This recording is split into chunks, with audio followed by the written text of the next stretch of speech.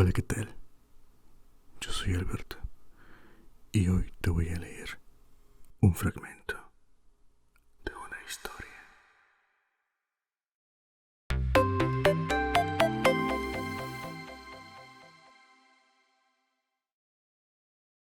Hoy te presento La Guerra de los Mundos. Libro segundo, capítulo 2. Después de comer, volvimos al lavadero y allí debo haberme dormido otra vez, pues cuando levanté de nuevo la cabeza me encontré solo. La vibración y los golpes continuaban con persistencia cansadora. Varias veces llamé al cura en voz baja y al fin avancé a tientas hasta la puerta de la cocina. Todavía era de día y le vi al otro lado del cuarto, apoyado contra la abertura triangular que daba lugar donde se hallaban los marcianos. Tenía los hombros levantados y no pude verle la cabeza. Oí una serie de ruidos casi como los que predominan en un taller mecánico, y las paredes temblaban con la vibración continua de los golpes. A través de la abertura pude ver la copa de un árbol teñida de oro y el azul del cielo tranquilo de la tarde. Por un momento me quedé mirando al cura y al fin avancé con gran cuidado por entre los fragmentos de losa que cubrían el piso. Toqué la pierna de mi compañero y él dio un respingo tan violento que derribó un trozo de revoque, haciéndolo caer al suelo con fuerte ruido. Le así del brazo, temiendo que gritara, y durante largo rato nos quedamos completamente inmóviles. Después me volví para ver lo que quedaba de la pared. La caída del revoque había dejado una raja vertical, y levantándome con cuidado sobre el tirante, pude mirar por allí hacia lo que el día anterior fuera un tranquilo camino suburbano. Vasto fue el cambio que observé. El quinto cilindro debe haber caído exactamente sobre la casa que visitáramos primero. El edificio había desaparecido completamente pulverizado y lanzado a los cuatro vientos por el golpe. El cilindro yacía ahora mucho más abajo de los cimientos originales, en un profundo agujero, ya mucho más amplio que el pozo que viera yo en Woking. Toda la tierra alrededor había saltado ante el tremendo impacto y formaba montones que tapaban las casas adyacentes. Había salpicado igual que el barro al recibir el golpe violento de un martillo. Nuestra casa habíase desplomado hacia atrás. La parte delantera, incluso el piso bajo, estaba completamente destruida. Por casualidad se salvaron la cocina y el lavadero, los cuales estaban ahora sepultados bajo la tierra, y las ruinas por todas partes, menos por el lado que daba al cilindro. Estábamos pues al borde mismo del gran foso circular que los marcianos ocupaban en abrir. Los golpes que oíamos procedían de atrás y a cada momento se levantaba una nube de vapor verdoso que nos obstruía la visión.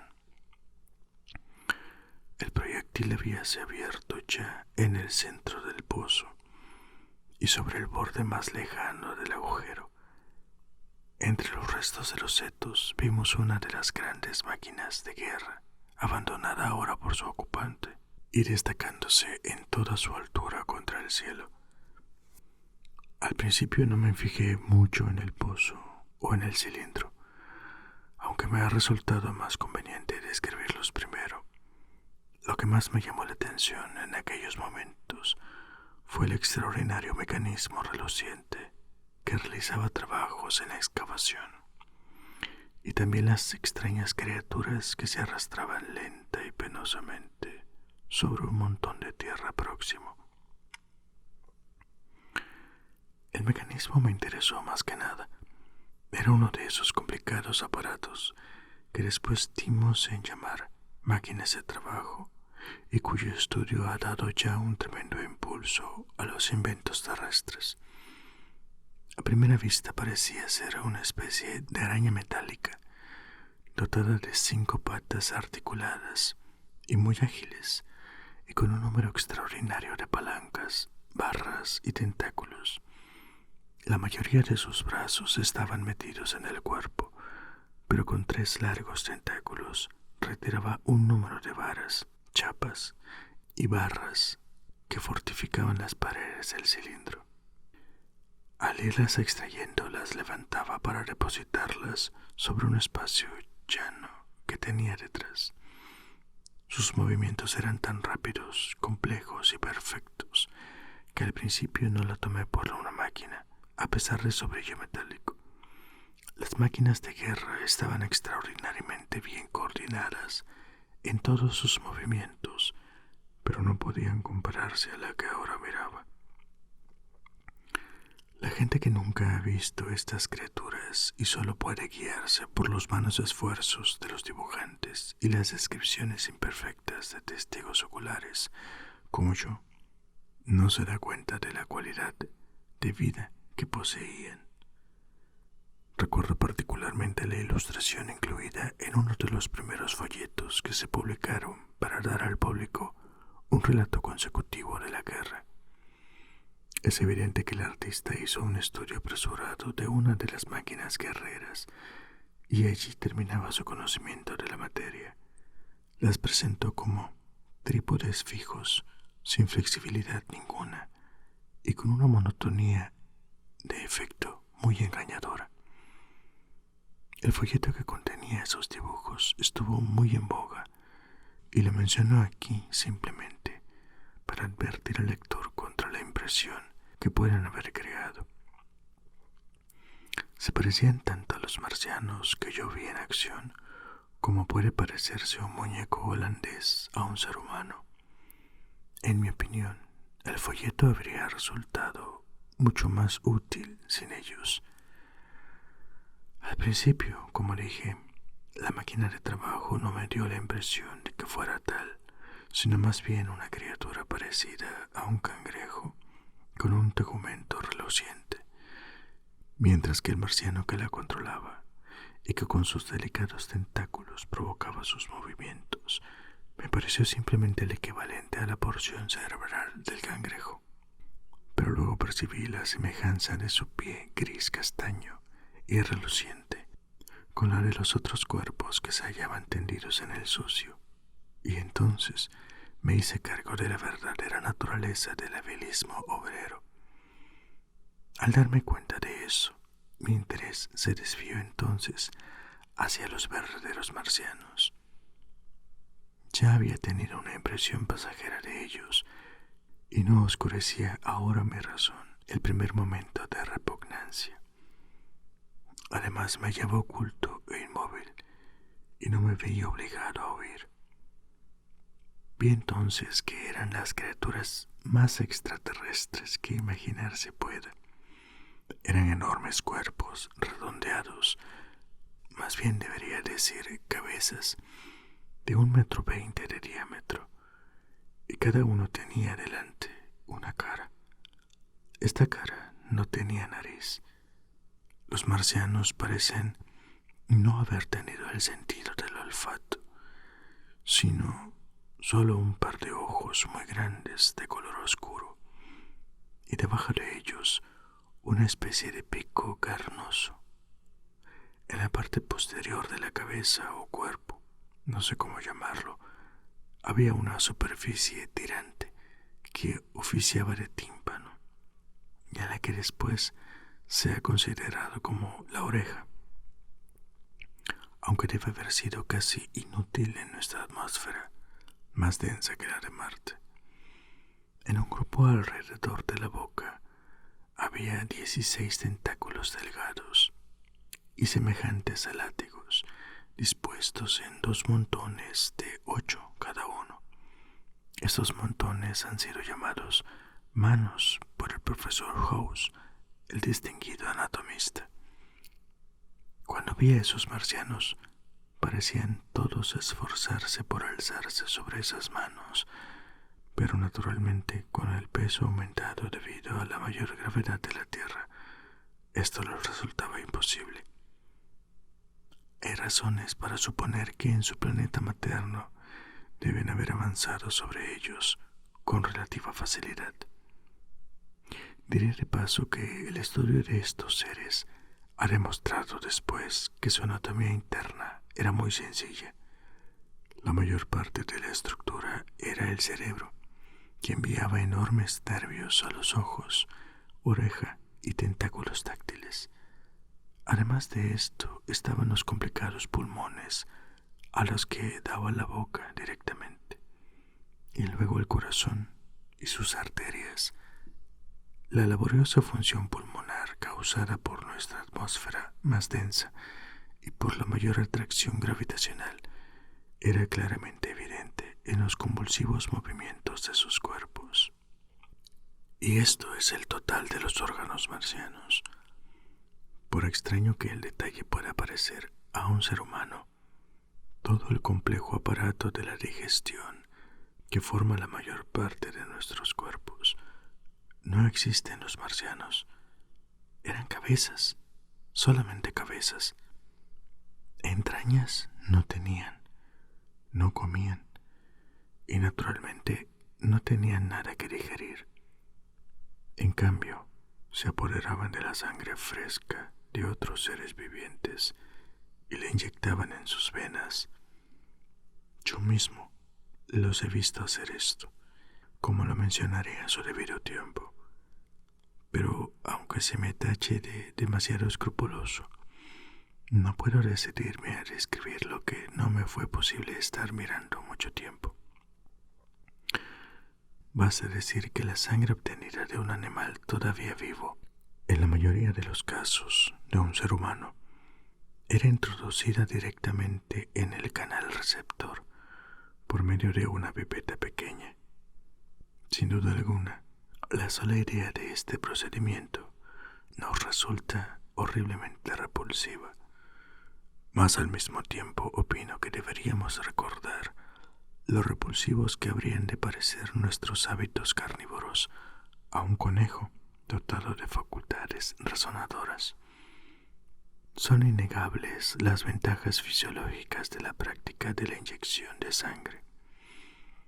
Para aceptarlas, basta pensar en el tremendo derroche de tiempo y energía que es para los humanos la función de comer y el proceso digestivo.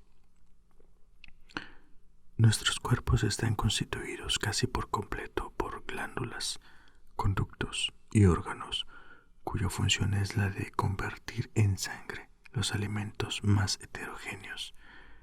Los procesos digestivos y sus reacciones sobre el sistema nervioso consumen nuestras fuerzas y afectan nuestras mentes. Los hombres suelen ser felices o desdichados según tengan el hígado sano o enfermo, o de acuerdo con el funcionamiento de sus glándulas gástricas. Pero los marcianos se encuentran elevados en un plano superior a todas estas fluctuaciones orgánicas de estados de ánimo y de emoción. Su innegable preferencia por los hombres para que les sirvieran de alimento se explica, en parte, por los restos de las víctimas que trajeron con ellos desde Marte como provisión. Estas criaturas, según podemos juzgar por los despojos que cayeron en manos humanas, eran bípedos, con frágiles esqueletos silíceos, casi como el de las esponjas silíceas, y débil musculatura, de 1,80 m de estatura, cabeza redonda y grandes ojos. Al parecer trajeron 2 o 3 en cada cilindro, y todos murieron antes de que llegaran a tierra. Es mejor que así fuera, pues el esfuerzo de querer pararse en nuestro planeta habría destrozado todos los huesos de sus cuerpos. Y ya que estoy ocupado en esta descripción, agregaré algunos detalles que, aunque no fueron evidentes para nosotros en aquel entonces, permitirán al lector que no los conoce formarse una idea más clara de lo que eran estas criaturas tan belicosas. En otros 3 puntos diferían fisiológicamente de nosotros.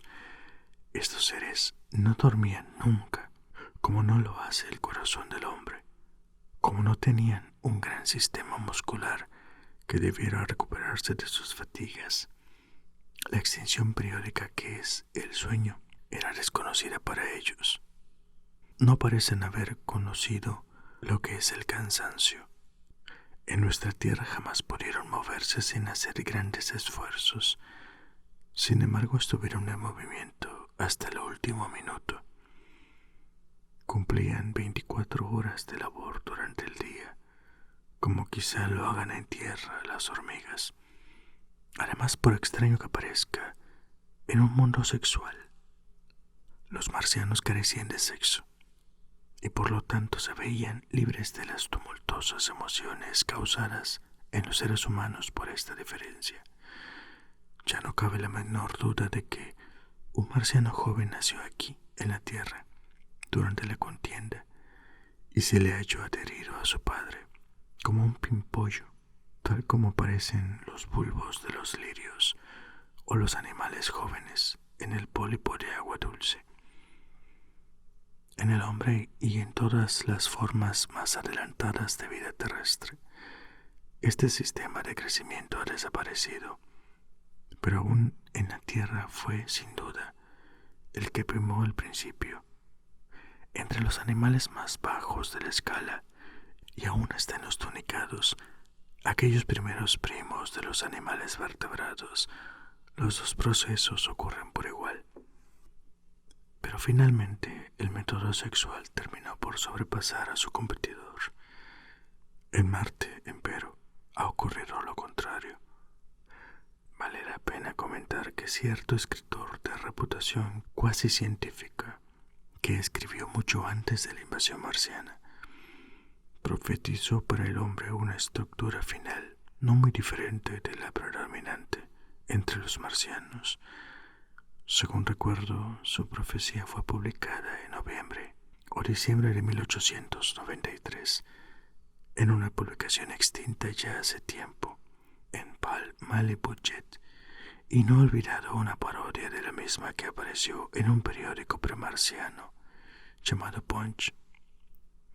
Declaró, escribiendo en son de chaza, que la perfección de los adelantos mecánicos terminaría por reemplazar a los órganos y la perfección de las sustancias químicas a la digestión, que detalles externos tales como pelo, nariz, los dientes, las orejas, la barbilla, no eran partes esenciales del ser humano y que la tendencia de la selección natural llegaría a suprimirlos en los siglos venideros. Solo el cerebro quedaría como necesidad cardinal. Solo una parte del cuerpo tendría un motivo verdadero para subsistir, y con ello se refería a la mano, maestra y agente del cerebro, mientras que el resto del cuerpo se empequeñecería. Las manos se agrandarían. Muchas palabras acertadas se escriben en broma, y en los marcianos tenemos la prueba innegable de la supresión del aspecto animal del organismo por la inteligencia. Por mi parte, no me cuesta creer que los marcianos pueden ser descendientes de seres no muy diferentes de nosotros. Con el correr de las edades se fueron desarrollando el cerebro y las manos. Estas últimas se convirtieron al fin en 2 grupos de delicados tentáculos, a expensas del resto del cuerpo. Sin el cuerpo es natural que el cerebro se convierta en una inteligencia más egoísta y carente del sustrato emocional de los seres humanos. El último punto importante en el cual diferían de nosotros estos seres era algo que cualquiera habría considerado como un detalle trivial. Los microorganismos que causan tantas enfermedades en la Tierra no han aparecido en Marte, o la ciencia de los marcianos los ha eliminado hace ya siglos. Todos los males, las fiebres y los contagios de la vida humana, la tuberculosis, el cáncer, los tumores y otros flagelos similares no existen para ellos. Y ya que hablo de las diferencias entre la vida marciana y la terrestre, aludiré aquí a la curiosa hierba roja. Al parecer, el reino vegetal de Marte, en lugar de ser verde en su color predominante, es de un matiz vívidamente rojo. Sea como fuere, las semillas que, intencionada o accidentalmente, trajeron consigo los marcianos se desarrollaron en todos los casos como plantas de ese color. No obstante, solo aquella que se conoce popularmente con el nombre de hierba roja logró competir con las plantas terrestres. La enredadera roja es un vegetal de crecimiento muy transitorio y pocas personas alcanzaron a verla, pero la hierba roja medró por un tiempo con un vigor y una exuberancia asombrosos. Se extendió por los costados del pozo el tercer o cuarto día de nuestro encierro, y sus ramas, semejantes a las del cacto, formaron un reborde carmesí en nuestra ventana triangular. Después la vi crecer en todo el país, y especialmente donde había corrientes de agua. Los marcianos tenían lo que parece haber sido un órgano auditorio, un simple parche vibratorio en la parte posterior de la cabeza, y ojos con un alcance visual no muy diferente del nuestro, salvo que, según Phillips, los colores azul y violeta los veían como negros. Es creencia corriente que se comunicaban por medio de sonidos y movimientos tentaculares. Eso se asegura, por ejemplo, en el folleto, bien urdido pero apresuradamente compilado, escrito evidentemente por alguien que no presenció las acciones de los marcianos, al cual he aludido ya, y que ha sido hasta ahora la fuente principal de información referente a nuestros visitantes. Ahora bien, ningún ser humano viviente vio tan bien a los marcianos en sus ocupaciones como yo. No me ufano de lo que fue un accidente, pero tampoco puedo negar lo que es verdad. Y yo afirmo que los observé desde muy cerca una y otra vez, y que he visto 4, 5 y hasta 6 de ellos llevando a cabo con gran trabajo las tareas más complicadas, sin cambiar un solo sonido o comunicarse por medio del movimiento de sus tentáculos. Sus peculiares gritos ululantes solían proceder por lo general al trabajo de alimentarse. No tenían modulación alguna, y según creo no era una señal, sino simplemente la expiración de aire preparatoria para la operación de succionar. Creo poseer por lo menos un conocimiento elemental de fisiología, y en esto estoy convencido de que los marcianos cambiaban ideas sin necesidad de medios físicos, y me convencí de esto a pesar de mis ideas preconcebidas de lo contrario. Antes de la invasión marciana, como quizá lo recuerde algún lector ocasional, había escrito con no poca vehemencia de expresión algunos ensayos que negaban la posibilidad de la comunicación telepática. Los marcianos no llevaban ropa alguna. Su concepción de ornamentos y decoro debía por fuerza ser diferente de la nuestra. Y no solo eran mucho menos sensibles que nosotros a los cambios de temperatura, sino que también parece que los cambios de presión no afectaban seriamente a su salud. Mas si no usaban ropas era precisamente en sus otras adiciones a sus capacidades corporales donde residía su gran superioridad sobre el hombre. Nosotros, con nuestras bicicletas y patines, nuestras máquinas de planear por el aire, nuestras armas y bastones, así como también con otras cosas, nos hallábamos en los comienzos de la evolución, que para los marcianos ya había completado su círculo. Ellos se han convertido prácticamente en puro cerebro, y usan sus diversos cuerpos según sus necesidades, tal como los hombres usamos trajes y tomamos una bicicleta en un momento de apuro o un paraguas cuando llueve. Y con respecto a sus aparatos, quizá no haya para el hombre nada más maravilloso que el hecho curioso de que el detalle predominante en todos los mecanismos ideados para el hombre, o sea, la rueda, no existe para ellos. Entre todas las cosas que trajeron a la tierra, no hay nada que sugiera el uso de la rueda. Sería lógico esperar que la usaran, por lo menos en la locomoción. Y con respecto a esto podría comentar de paso lo curioso que resulta pensar que en la tierra la naturaleza nunca ha creado la rueda y ha preferido otros medios para su desarrollo.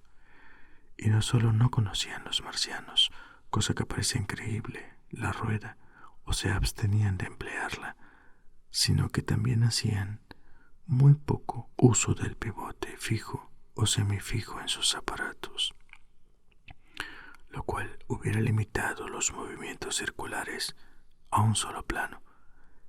Casi todas las articulaciones de sus maquinarias presentan un complicado sistema de partes deslizantes que se mueven sobre pequeños cojinetes de fricción perfectamente curvados.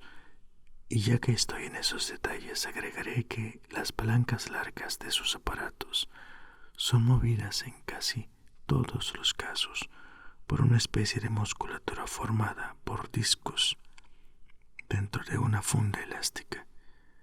Estos discos quedan polarizados y se atraen con gran fuerza al ser tocados por una corriente eléctrica.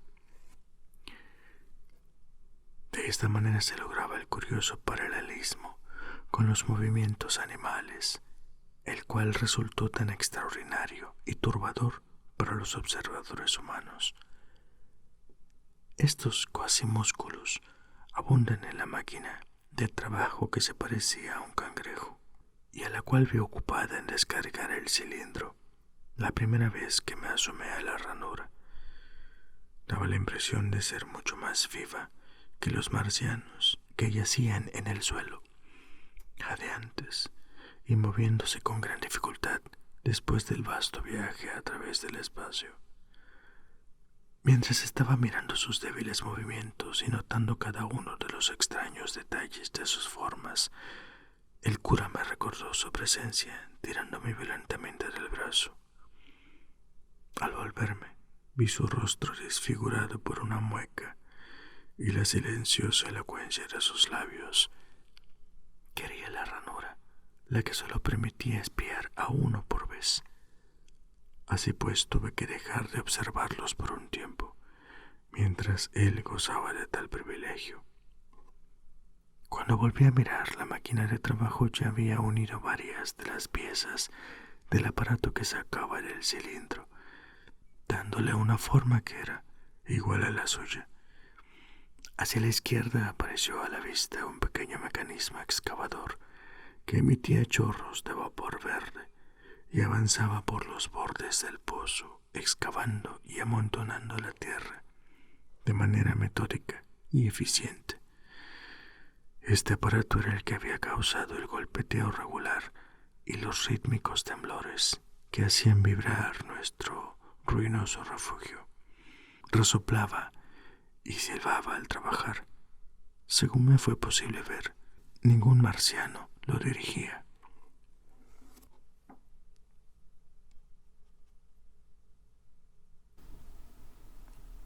Si te ha gustado, dale like y suscríbete. Hasta la próxima. Adiós.